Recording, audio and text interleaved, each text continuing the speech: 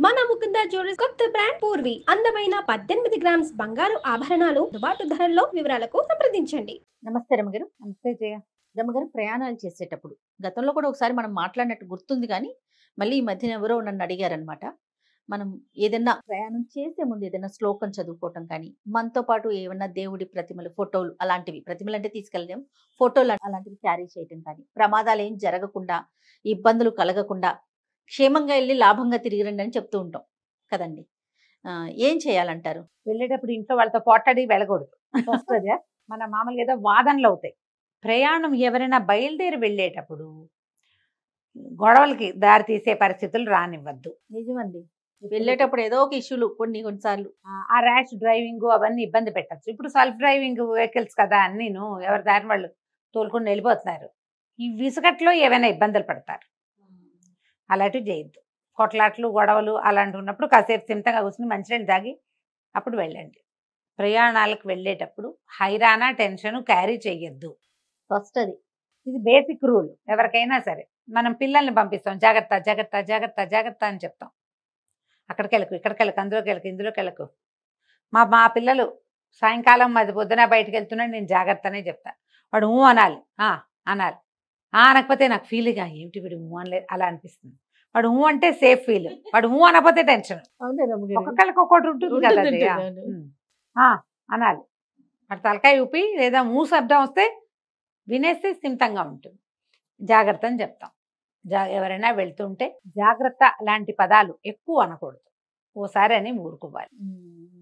కొంతమంది అదే పనిగా జాగ్రత్తలు చెప్తారు, ఏదో కంపు మునిగినట్టు అవుతుంది. నువ్వు ఇలా చెప్పావు అందుకే ఇలాగైందంటారు. అంత ఎక్కువ కాకుండా కొంచెం జాగ్రత్త వహించడం. ఇంట్లో నుంచి బయటకు వెళ్ళేటప్పుడు ఎవరైనా ప్రతిరోజు కూడా దేవుడికి దండం పెట్టుకుని వెళ్తే మంచిది. మనకి ఏదో ఒక దేవతార్చనో, ఒక దేవుడి మందిరమో, ఓ చిన్న గూడో ఏదో ఒకటి ఉంటుంది కదా. మనం ప్రార్థనా స్థలం, దీపారాధన చేసుకునేందుకు పెట్టుకునేది. దండం పెట్టుకోండి, దేవుడికి దండం పెట్టుకుని వెళ్ళండి. అది మనం పరీక్షలకు వెళ్ళేటప్పుడు కావచ్చు, ఇంటర్వ్యూకి వెళ్ళేటప్పుడు కావచ్చు, ఏదైనా మంచి మాట్లాడడానికి, లేదా ఊరికే క్యాజువల్ రోడ్డు మీదకి వెళ్తావు నువ్వు ఏదో పని మీద, ఉద్యోగం మీద, క్యాజువల్గా కూరలు తెచ్చుకోవడానికి వెళ్ళేటప్పుడు దండం పెట్టుకోమని చెప్పట్లా నేను. అప్పుడైనా దండం అవసరమే, కానీ ఏదైనా పని మీద ప్రయాణము, ఊర్లు వెళ్ళేటప్పుడు తప్పకుండా నేను చేసేది చెప్తా చేయాలి. మేము ఏదైనా 2 రోజులు ఇల్లు తాళం పెట్టి వెళ్ళేటట్టయితే నేను ఎంత తెల్లవారుసాను 3ంటికి బయలుదేరినా ఒక చెంబు నీళ్ళు దిమ్మరించుకుని దీపం పెట్టకుండా వెళ్ళను. బాబు నా ఇల్లు మీ చేతిలో పెడుతున్నా జాగ్రత్త అని చెప్తా. దేవుడికి జాగ్రత్త అని చెప్పడమే అలవాటు నాకు. 4ంటికి 3ంటికి తిరుపతి ప్రయాణాలు, ఏ ఊరైనా వెళ్తే ఎర్లీ మార్నింగ్ అనే బయలుదేరుతుంది. ఖచ్చితంగా దీపారాధన చేసి వెళ్తాను. స్నానం చేయకుండా వెళ్ళను. మీ అలవాట్లు, మీ పద్ధతులు మీరు ఎలా కావాలంటే అట్లా. కానీ ఒకసారి నమస్కారం చేసుకుంటే ఏంటంటే, మనం ఒక్కసారి భగవంతుడి ప్రతిమా విశేషమో, ఫోటోలో ఏదైనా చూస్తే మన దేవుడికి గూడు మనకి ప్రశాంతతనిస్తుంది కదా. అవును కదా.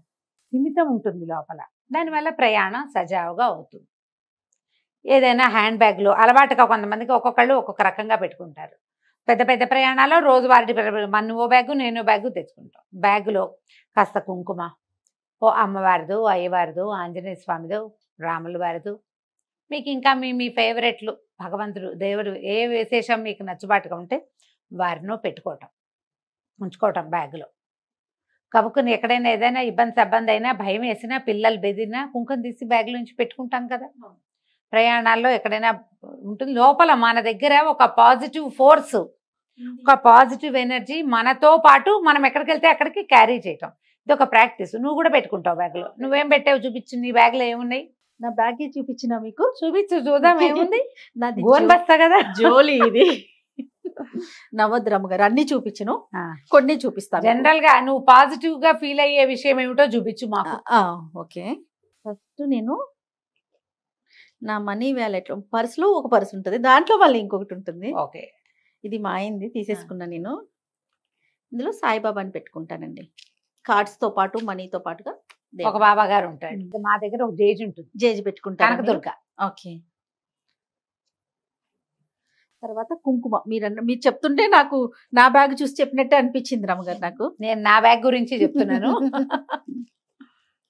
వచ్చే ఓ పర్సులో ఇంకో పర్సు, ఇంకో పర్సు కలిసిపోకుండా చూడ. ఇప్పటికి 4 పర్సులు తీసింది. దానికి గోనె బస్తాలు కావాల్సిందే అని పెట్టాలండి. ఇదిగోండి కుంకుమ మళ్ళీ మొన్న ఈ మధ్య ఏదో గుడికి వెళ్తే అక్కడ అదో ఇచ్చింది. పొట్లం. ఇవి నేను బ్యాగులు మారుస్తా ఉంటా. ఈ మార్చిన పర్స్ మాత్రం ప్రతిసారి ఇవన్నీ తీసి మళ్ళీ అందులో పెట్టుకుంటాను అనమాట.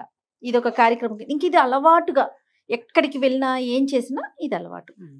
కొన్ని తర్వాత? చిల్లర పైసలు అక్కడి నుంచి ఏదో పుస్తకం ఉందిగా, వెంకటేశ్వర వ్రతకల్పం.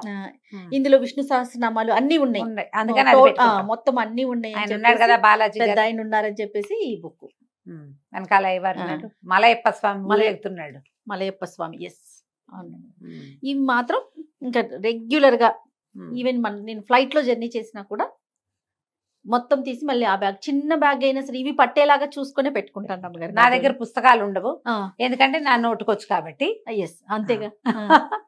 పుస్తకం పెట్టుకోను, కానీ నేను కూడా అంతే, కొంచెం కుంకుమ, కొద్దిగా చిల్లర, ఆ పర్సు అలా మారుతూ ఉంటుంది. మారుతూ ఉంటుంది. క్రెడిట్ కార్డ్స్, డెబిట్ కార్డులతో పాటుగా ఒక జేజీ ఎవరో ఒకళ్ళు, సాధారణంగా కనకదుర్గమ్మే ఉంటుంది. అంటే దుర్గమ్మే మీ ఫేవరెట్ ఇంకోటి కాదు, ఆ ఫోటో కలర్ఫుల్ గా ఉంటే అట్రాక్టివ్ గా ఉంటుంది, అందుకు అదొకటి. ఓకే. అక్కడి నుంచి లేకపోతే ఇప్పుడు టిటిడి వాళ్ళది చిన్న మలయప్ప స్వామి ఉన్న కార్డ్స్ వేస్తారు, క్యాలెండర్ కార్డు. అది కొంచెం డేట్లు చూసుకోవడానికి ఉపయోగపడుతుంది. తర్వాత ఏమో ఫోటో బాగుంటుంది, ఆయన ఒక పాజిటివ్ ఫోర్స్ మన దగ్గర ఉంటాడు. ఏదైనా తప్పి తగిలి ఉంటే లోపల నుంచి తీసి తండ్రి నువ్వు ఉన్నావు నాయనా అని ఓ మాట చూసుకుని కంటితో చూసుకుని దండం పెట్టుకోవడానికి బాగుంటుంది. ఇవి ఒక అలవాటుగా ఉంచుకోండి. అలవాటుతో పాటు అమ్మగారు ఇందాక మీరు చెప్పారు చూడండి, మనతో పాటు ఏదో ఒక శక్తి ఉంది, ఒక నమ్మకం, ఒక ధైర్యం. మనం జాగ్రత్తగా వెళ్ళి వస్తాము, ఎలాంటి ఇబ్బందులు ఉండవు. ఏదన్నా వచ్చినా సమస్య వచ్చినా ఆయన ఉన్నాడు కదా, ఆ తల్లి ఉంది అనే ఒక నమ్మకం, అంతే. ఈ అలవాట్లతో పాటుగా ఇంట్లో నుంచి బయటకు వెళ్ళేటప్పుడు ఆంజనేయ స్వామిని తలుచుకోవటం, వినాయకుడిని తలుచుకోవటం, ఈ రెండు చాలా మంచివి. సాధారణంగా ఏం చెప్తారంటే ఆంజనేయ స్వామి ద్వాదశ నామావళిలోని పయనించున్నప్పుడు శయనించున్నప్పుడు నిన్ను తలిచిన అని చెప్తారు.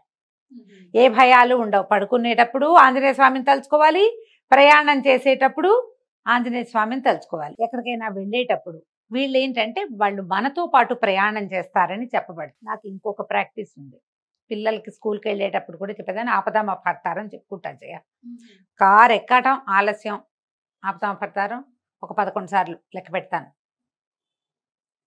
ఏదైనా ఫ్లైట్ ఎక్కుతున్నాం, నాకు ఫ్లైట్లు భయం, అయినా ఎక్కుతూనే ఉన్నాం అనుకో, ఫ్లైట్ లోపలికి వెళ్ళంగానే అడుగు పెట్టడం ఆపదామ పడతారని చదువుకుంటాను నేను.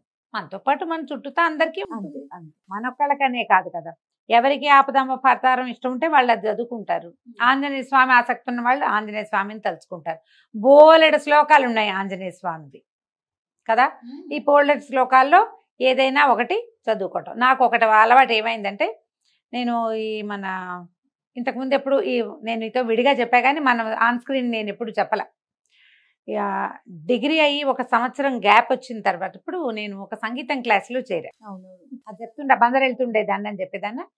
ఫైనల్ ఇయర్లోనే, డిగ్రీ పూర్తి కాకముందే ఫైనల్ ఇయర్ అప్పుడే చేరితే నాకేంటంటే ఈ సరిగమల సంగీతం కంటే లలిత సంగీతం ఎక్కువ ఇష్టం. ఈ లలిత సంగీతం నేర్చుకునే క్రమంలో ముందు నేను సీతామహాలక్ష్మి గారిని బందర్లో సంగీతం టీచర్ గారు, నా ఫ్రెండ్ శారదా వాళ్ళు వెళ్ళారు, దాంతో కలిసి అక్కడికి వెళ్ళారు. ఓ, శారద గారు అక్కడ ఫ్రెండ్ మీకు? School friend Sharada. అయితే వెళ్తే ఏమైంది, నాకు లలిత సంగీతం ఇష్టం అంటే ఆవిడ చెప్పారు, అమ్మాయి ఇట్లా కాదు, తులసిరావు గారిని ఒకరు ఉన్నారు, నువ్వు ఆయన అయితే లైట్ మ్యూజిక్ నేర్పిస్తారు, లలిత సంగీతం చెప్తారు, మీరా భజనలు అవి చెప్తారు, అక్కడికి వెళ్ళమని ఆయనది ఒక అడ్రస్ చెప్పారు. నేను ఆయన దగ్గరికి వెళ్ళాను. చాలా కాలం తర్వాత మాస్టర్ని ఇవాళ ఆన్ స్క్రీన్ చెప్తున్నాను నేను. నువ్వు ఇంతకుముందు విన్నావు ఈ సంగతి. అయితే ఈ తులసిరావు గారి దగ్గరికి వెళ్తే ఆయన వీణ పాఠం చెప్పేవారు. మాస్టర్ వీణ వాయించేవారు, హార్మోని వాయించేవారు, పాటలు చాలా బాగా చెప్పేవారు. ఆయన రామాయణం మొత్తాన్ని తెలుగులో తన భాషలో రాశారు, అన్ని పాటల రూపంలోనే, ఫుల్ రామాయణం, మొత్తం రామాయణము. ఆంజనేయ స్వామికి చాలా ఆయనకి ఇష్టం అనమాట. ఈ ఆంజనేయ స్వామి ద్వాదశ నామావళి ఒకటి ఉన్నది, 12 నామాలు. ఆ 12 నామాలు దాన్ని ఒక చిన్న పాట రూపంలో రాశారు. అక్కడ నేర్చుకున్నాను నేను. అదేంటంటే మేము ఏదైనా క్లాస్ మొదలు పెట్టేటప్పుడు పాడేవాళ్ళం, తర్వాత మొత్తం పాఠం అంతా అయిపోయి తిరిగి పిల్లలంతా వెళ్ళిపోయేటప్పుడు మళ్ళీ ఒకసారి ఆ హారతి పాట పాడుకుని లేచి వచ్చేసేవాళ్ళం. క్లాసు అట్లా మొదలు పెట్టించేవారు అనమాట. వెళ్ళగానే ఒక ప్రార్థనా శ్లోకం, తిరిగి వచ్చేటప్పుడు ఒక ప్రార్థన పాట. ఆ పాటల్లో ఇది అలవాటైందనమాట.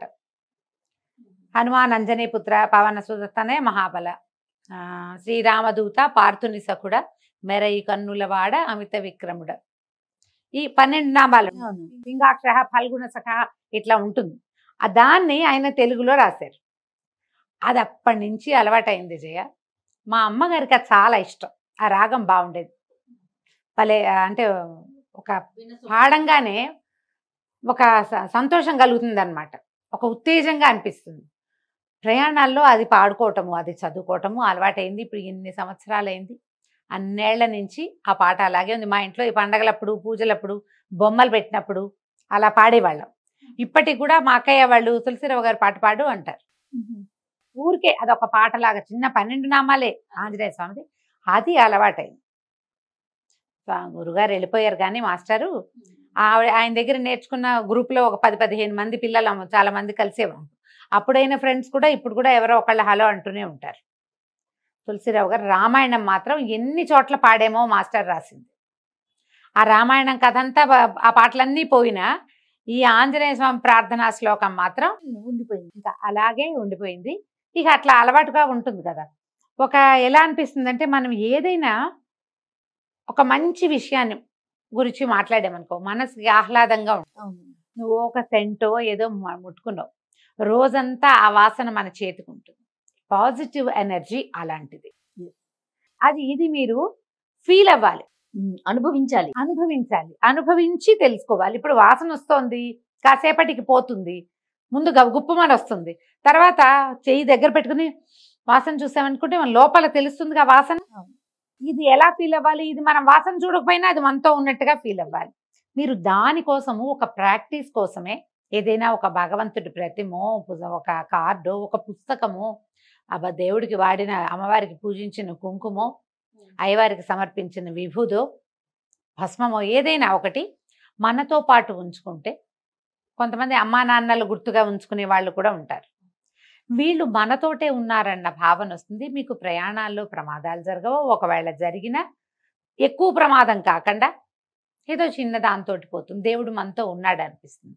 అంటే ఇవన్నీ పెట్టుకునే వాళ్ళు, ఈ గుళ్ళకి వెళ్ళే వాళ్ళు, గోపురాలకు వెళ్ళే వాళ్ళు, యాత్రలకు వెళ్ళి యాక్సిడెంట్లు అయిన వాళ్ళు ఉండరా అని ఒక ప్రశ్న ఉంటుంది మన వెనకాల కదా. అందరికీ వస్తుంది. అయ్యప్ప గుడి దీనికి వెళ్ళి తిరిగి వచ్చినప్పుడు ప్రమాదం జరిగింది, పోలేదా వాళ్ళు దేవుడి దగ్గరికి వెళ్ళారు, అక్కడ ఎందుకు పాజిటివ్ ఫోర్స్ పనిచేయలేదు అంటారు. రకరకాలు జరుగుతాయి. ఇప్పుడు అయ్యప్ప గుడికి వెళ్ళి ఆ యాక్సిడెంట్ అయిందని నువ్వు అయ్యప్ప గుడికి వెళ్తా మానేస్తావా? ఎవరైనా మానతారా? మానం కదా. తిరుపతి కొండ మీద చూస్తూ యాక్సిడెంట్ అయింది, తిరుపతి కొండ వెళ్తా మానేస్తావా? ఎందుకు? రోడ్డు మీద వెళ్తున్నవాడు పడిపోతాడు, మన ఎదురుకుంటానే, నువ్వు వెళ్ళడం మానతావా? మానవుగా ఎందుకు మానలేదో చెప్పు. దానికి ఒక ఆన్సర్ ఉందా మన దగ్గర? జరుగుతూ ఉంటాయి అట్లా, జరుగుతున్నాయని మనం వెళ్ళడం మానలా. అన్నం తింటూ తింటూ ములక్కాడ ముక్క గొంతులో గుచ్చుకుని పోయారు మొన్న మధ్య ఎవరో తెలిసిన వాళ్ళు, అది చెప్పారు ఆ మాట. ములక్కాడ గుచ్చుకుంది, ములక్కాళ్ళు మానేస్తాం మనం? ములక్కాడ గుచ్చుకుంటుంది, జాగ్రత్తగా ఉంటాం ఓ పూట, తర్వాత అది మర్చిపోతాం. జీవితం అలాంటిదే కదా. అంతేగా. పాజిటివ్ ఎనర్జీని ప్రశ్నించద్దు, ఫస్ట్ ఇది నేర్చుకోవాలి. అది మనతోటి ఉంచుకోవాలి. ఏదైనా నోటితో మంచి మాట అనుకునే అలవాటు ఉంటే ఒకటి అనుకోండి, అది మీకు ప్లస్సే, కానీ దానివల్ల మీకు ఏ నష్టము జరగదు, ప్లస్ అవుతుంది. కొంతమంది కారులో బయలుదేరంగానే విష్ణుదాసనామం పెట్టుకుంటారు ప్రయాణాల్లో. ముందు అది వినేశాక తర్వాత ఇంకోటి ఏదైనా చిన్న చిన్న డ్రైవ్స్ అయితే ఏవో దేవుడి పాటలు పెట్టుకుంటారు. అన్నీ కూడా మీరు సంగీతం పెట్టుకున్నట్టే ఇది కూడా పాజిటివ్ సంగీతం పెట్టుకుంటే ఇంకా మంచిది. ప్రాక్టీస్ చేయండి, ఇది పిల్లలకి నేర్పించండి. మీ పిల్లల్లో దైవభక్తి ఎలా పెంచాలని మనవాడు ఎప్పుడు రెగ్యులర్ క్వశ్చన్ అది. పిల్లల్లో దైవభక్తి అలవాటు చేయాలి. అన్నంతో పెరుగన్నంలో ఆవకాయ నలుచుకోవడం, అరటిపండు నలుచుకోవడం, మామిడి పండు నలుచుకోవడం, అరిసె ముక్కో సపోటా వాళ్ళు నలుచుకోవడం ఎలా నేర్పించాం మనం, అంతేనా? దైవభక్తి అట్లా నేర్పించాలి. నేర్పిస్తే అలవాటు అవుతుంది, తర్వాత దాంట్లో నమ్మకం కుదురుతుంది, తర్వాత దాని ఆలంబనతో జీవించడం వస్తుంది. మనకు కావాల్సింది అది. ఎలాగోలాగా బతికేస్తాం, సంతోషంగా బతకడం కదా ఇంపార్టెంట్, ధైర్యంగా బతకటం ఇంపార్టెంట్. ఆ రెండిటికి పాజిటివ్ ఎనర్జీని మనతో ఉంచుకోవటం ఎలా అనేదాన్ని ప్రాక్టీస్ చేయండి. హ్యాండ్ బ్యాగుల్లో లిప్స్టిక్లు, కాజల్ పెన్సిల్స్, గోల్డ్ అని పెట్టుకుంటాం. వాటితో పాటు దైవ సంబంధమైన ఒక వ్యవహారాన్ని మీతో ఉంచుకోండి. మీ పిల్లల బ్యాగుల్లో ఉంచండి.